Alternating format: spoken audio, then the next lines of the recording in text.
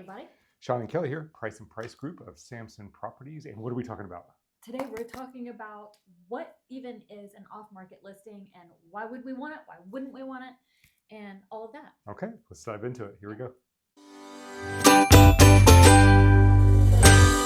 Okay, so we had another question / suggestion from a listener or a watcher of our videos. And they asked a great question, and they had recently read an article in the Wall Street Journal regarding off-market listing, or what they call office exclusive listings. Yeah. So this is different than a FSBO, right? Or a for sale by owner, which is also off-market, but this is listed by an agent instead of by the owner. Yep. So we're going to deep dive into this, into what it is, how it works, and why would a seller choose this.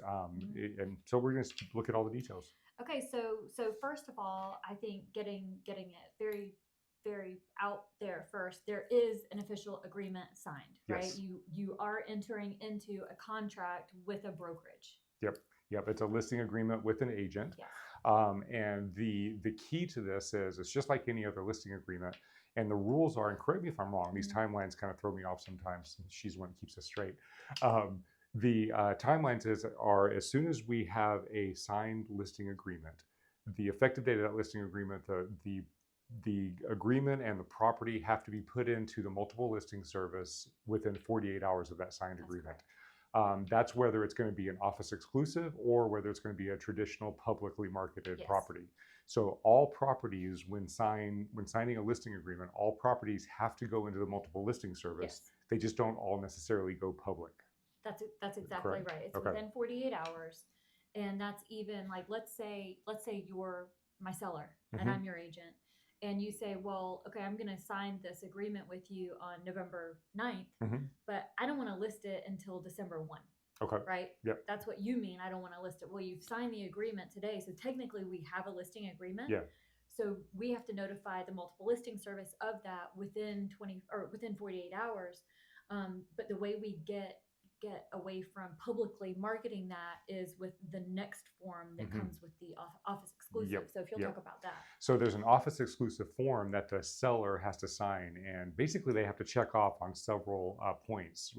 Something explaining like, they're going to have reduced market exposure because they're not going to be publicly listed on the multiple listing service. They understand that this property can only be marketed to the agent's specific brokerage. And the various limitations of what an off-market listing has.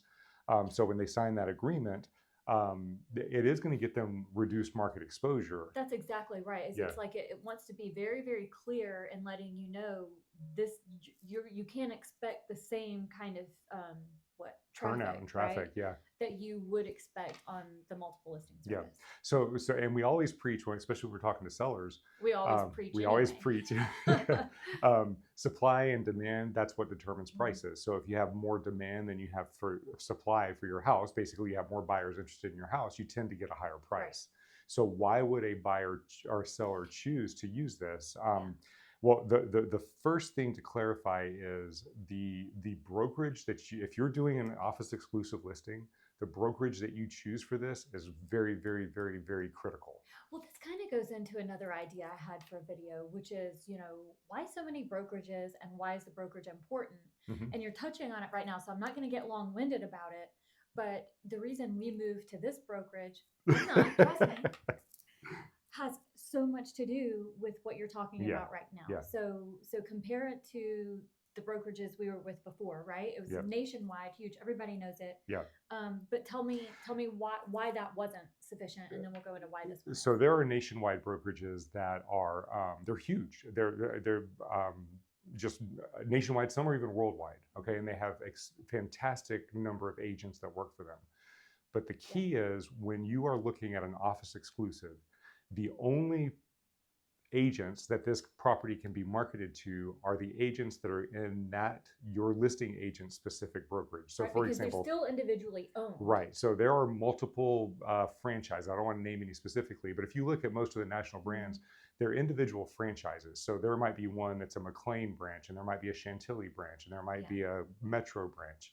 All those branches have agents specifically to that branch, and usually it's between 150 to 350 agents. So the agent eyes And then their buyer's eyes who are on that office exclusive listing is a lot smaller than you would think. Yeah, so you just because you're with a national brand doesn't mean that that national brand is giving you national exposure. You're getting exposure to that specific office. So there may be let's just say 300 agents in that, and that's a large. That's a large. That's a large one. Yeah.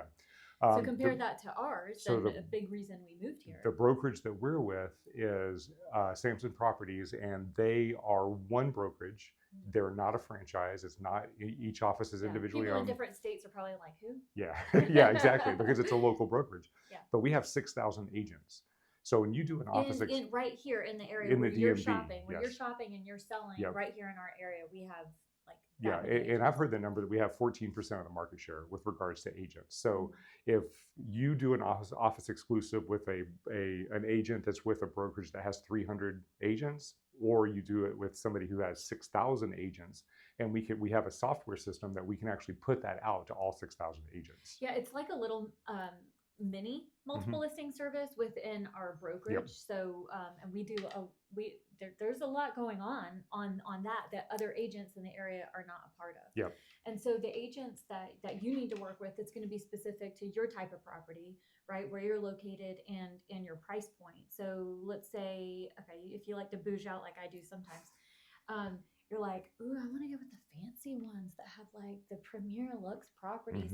But if I'm only and I say only just for our area, if I'm only selling a house that's like $1.25 million, I don't need to really be with an agent who's listing in the $5+ million price range, because a lot of the agents within their brokerage, their buyers are really not looking down in the $1.25 million. And that sounds dumb to say down in the 1.25, but that's the area, right? And with that said, our brokerage, we have up to 14 million in listing, like price point.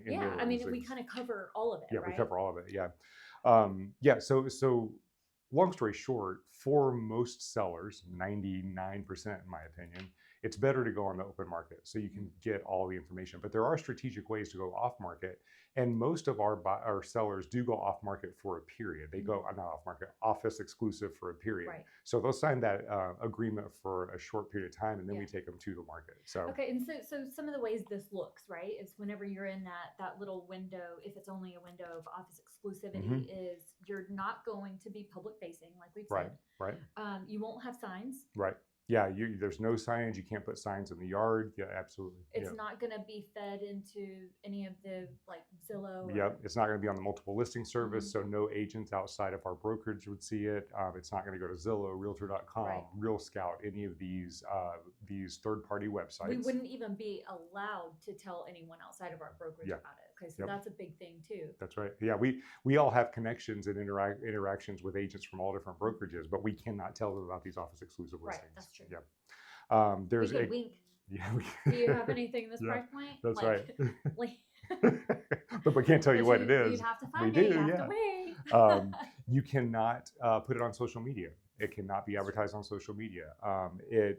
It can't be put. You can't put together an individual address website and put it out. I mean, you cannot do any public marketing. All the things that we do for our sellers, well, most of them, we wouldn't be able to do that. That's right. That's right. You can't hold open houses. Now, there's a caveat to that. We could hold open houses to our agents in our brokerage, let them know, hey, we're holding this house open, but there could be no signage on the property letting them know that. Yeah, we'd have to have a bouncer at the door being like, are you Sam? Show us your card. It's okay. I'm a realtor. Okay, so why and one more thing that we do, you couldn't even prospect for it. I couldn't go out and do cold calls trying to find buyers for this property, because I would be prospecting for a property that's a publicly facing property. You can't share the address.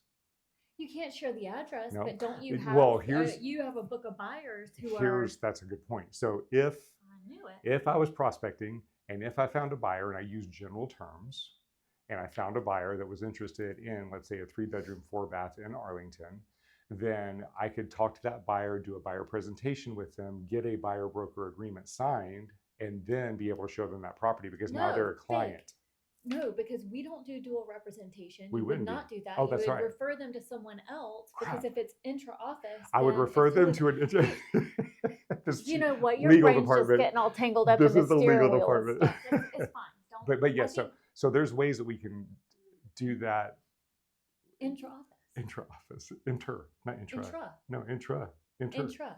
Inter. Inter-office is within other offices. Intra-office is within. Correct me if I'm wrong, please, because I would Is be it very inter or embarrassed. intra? Well, it is interstate, and they Yeah, go so from it's state to state. intra-office. Intra-office. That's what I said. Play it back.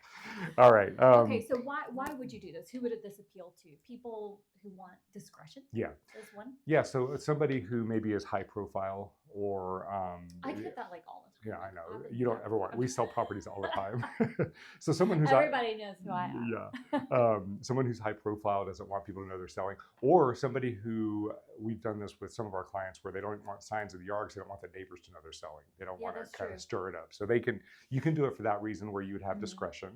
Also, if you're testing the market, that's option number two.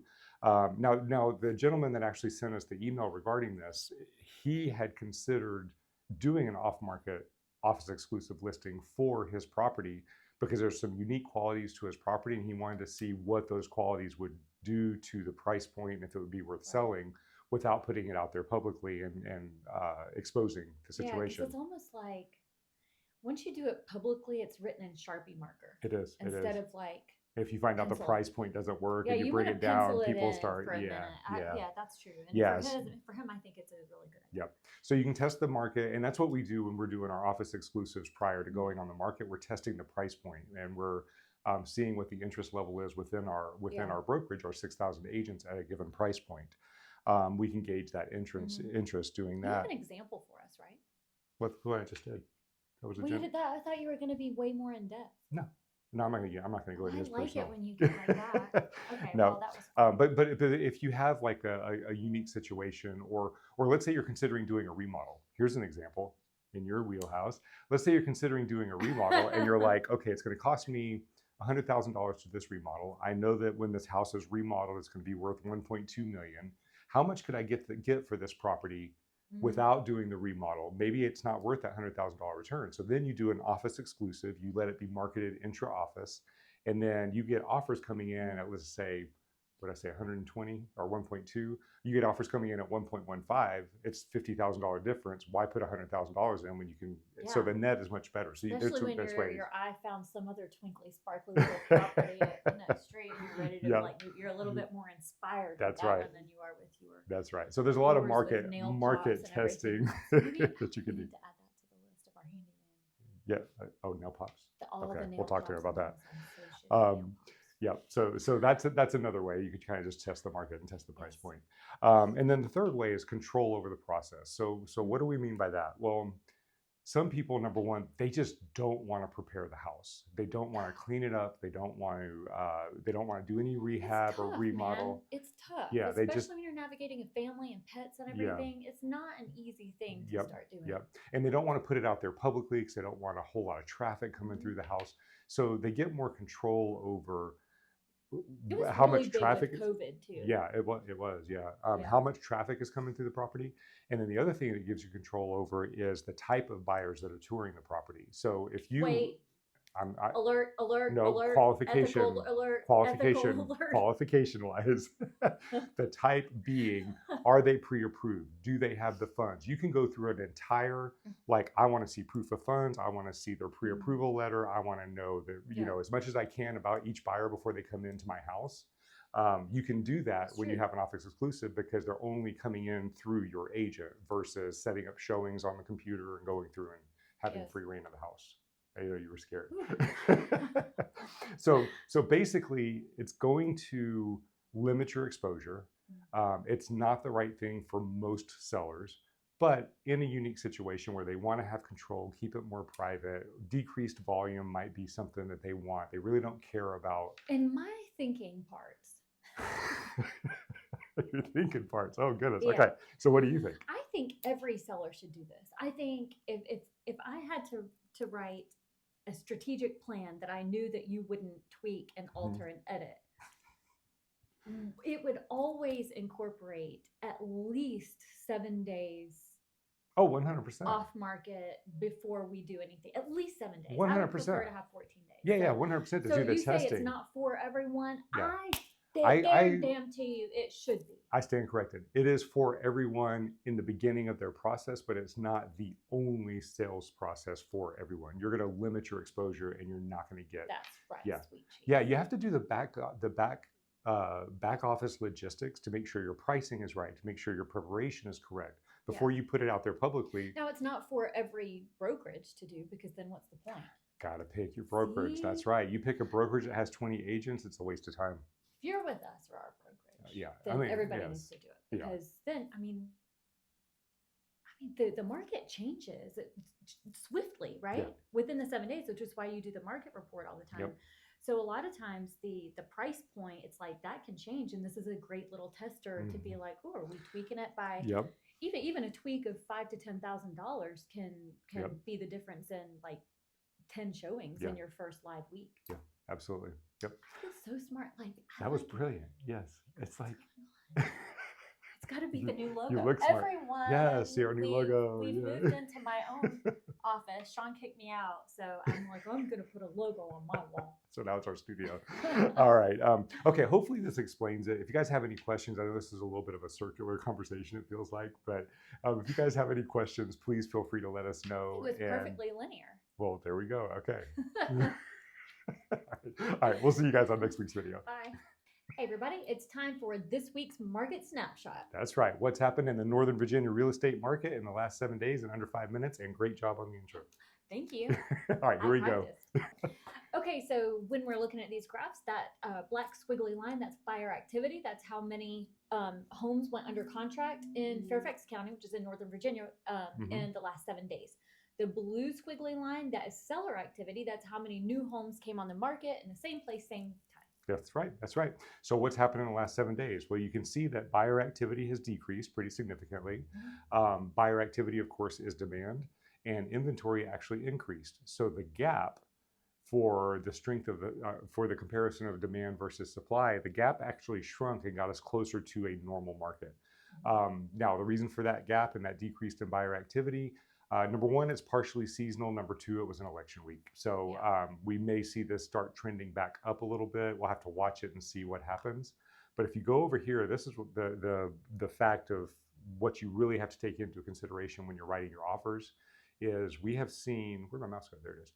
We have seen the strength of the seller's market has been steadily increasing over the last 6 weeks. We did take a little dip this week, so we need to see next week what happens. Does it go back up and continue to increase because we're post-election?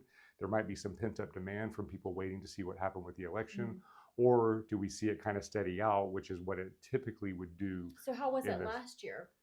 So last year, without an election, but just kind of gearing up for the holidays. Good question. So good question. Huh? Thank you. So last year, this was 1 year ago, 11/15. We actually saw an increase for the 2 weeks before Thanksgiving in strength of sellers market. Then Thanksgiving week it dropped.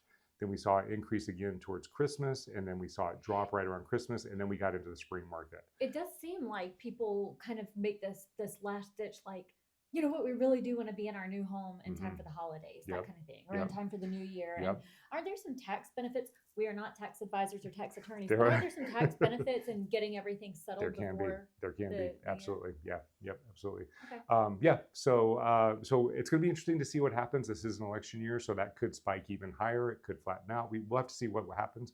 But the key is right now, if you're going out this weekend to look for houses, which we recommend that you do before that spring market comes in, you're going to have to be competitive. You're going to have to write strategic offers, but we are seeing a higher number of buyers actually getting their contingencies in the contract, almost about 40 to 42%.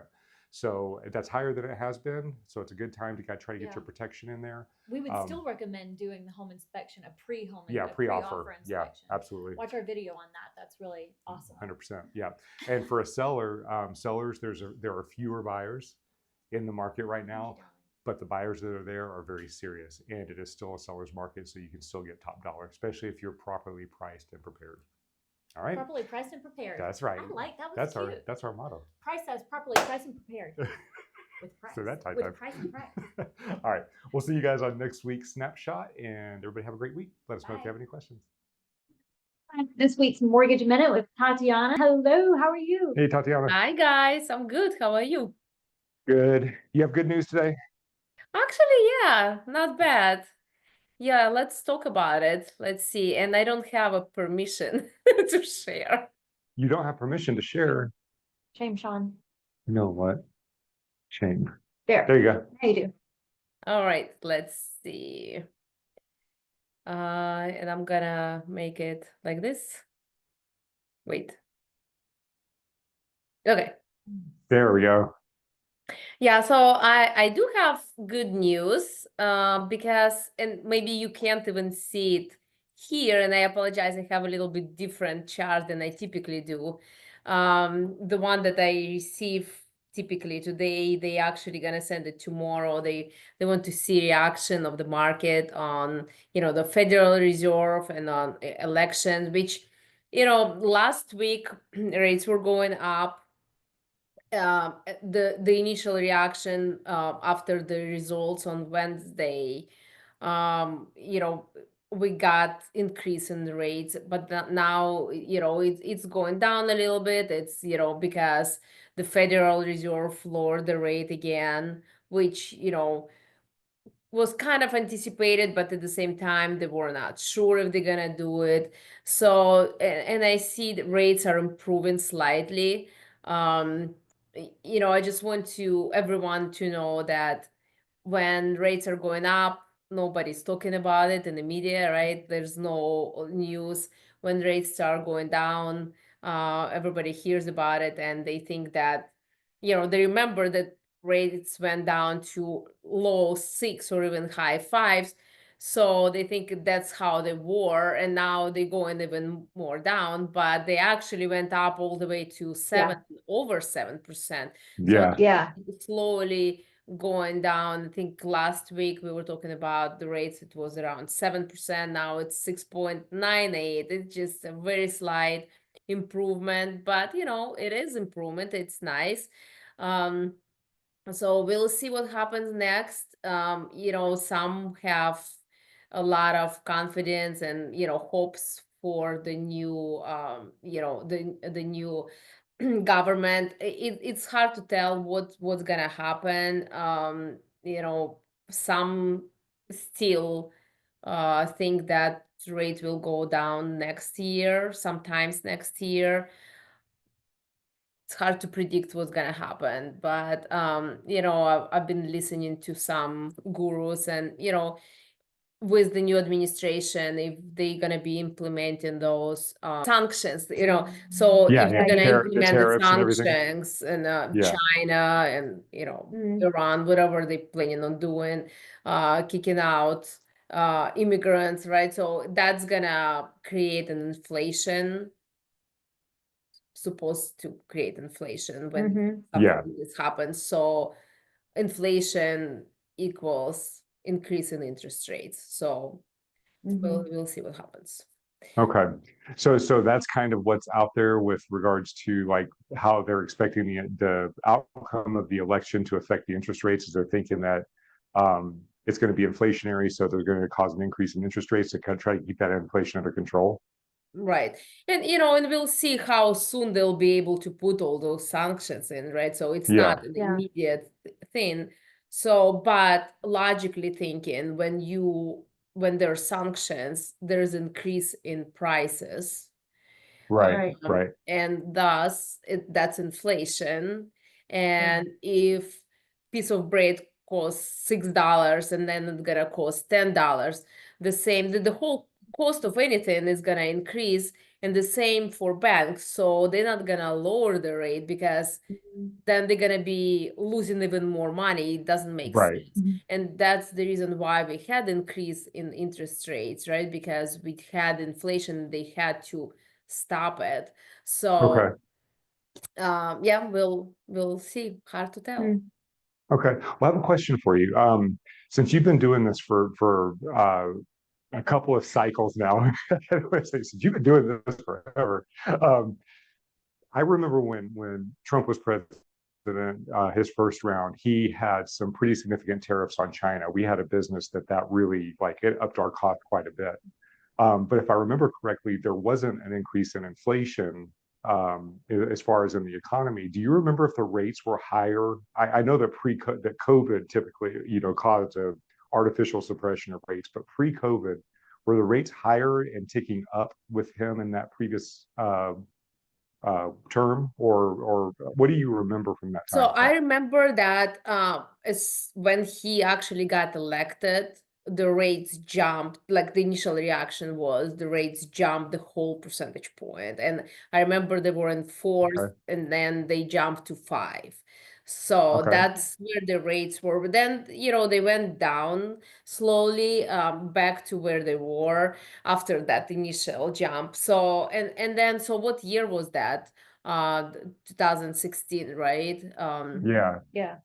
And the rates were and we can actually pull up the data, right? So can you see the whole thing here? Yeah. Yeah. Yeah.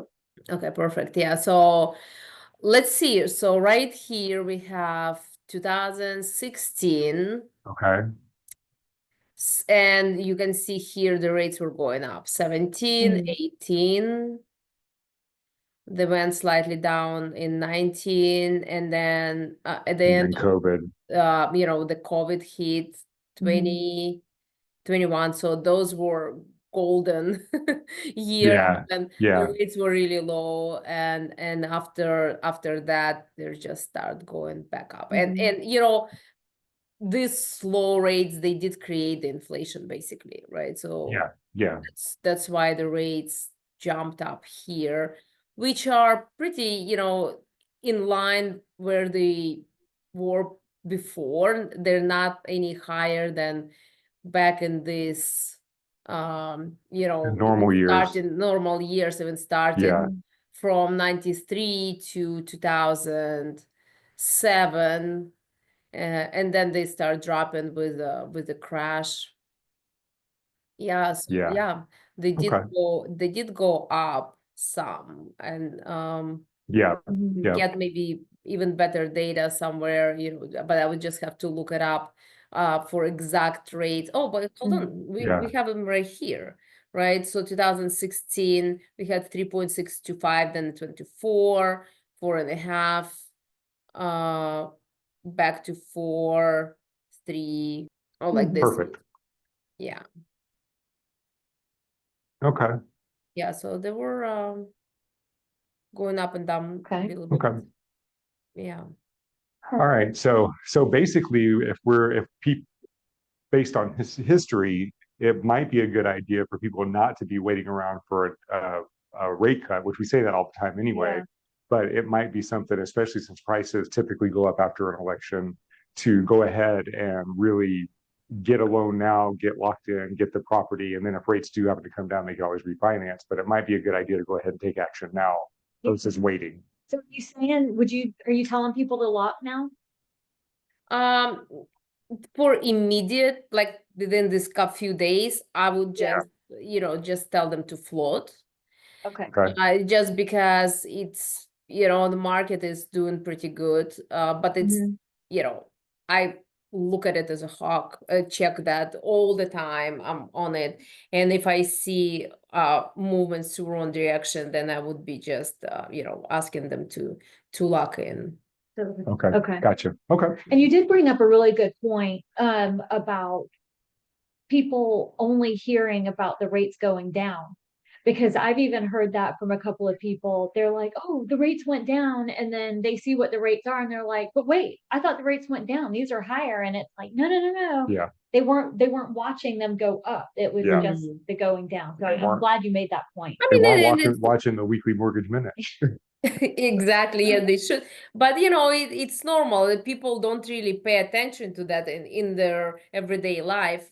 They Yeah. know about it when they hear about it. Yeah. On, Yeah. large social media platforms and media. But in everyday life, if they don't hear about it, if nobody's gonna advertise that rates are going down up, right? Right. Oh, So yeah. Yeah. they miss the whole middle. They just know what happened here and here, but they don't know where they're at. So yeah, Yeah. Yeah. that's how Very it good. is. Okay. All right. Well, thank you. We appreciate it, and we'll just have to watch and see and lean on your expertise as we go through this process. That's right. Yes, and on yours too. And yeah, I encourage everyone to watch your videos because you know, you're doing a great job, better than all those news. And just keep an eye on our videos. I think they're pretty Yeah. Yeah. educational. Yeah. Channels. I think that's what the truth is. People want to do videos with us, and I'm like, you might want to watch my videos first, because And they need to subscribe too. Please. That's right. All right. Yeah, we'll see you next week. Okay, see you guys. Bye. Bye. bye.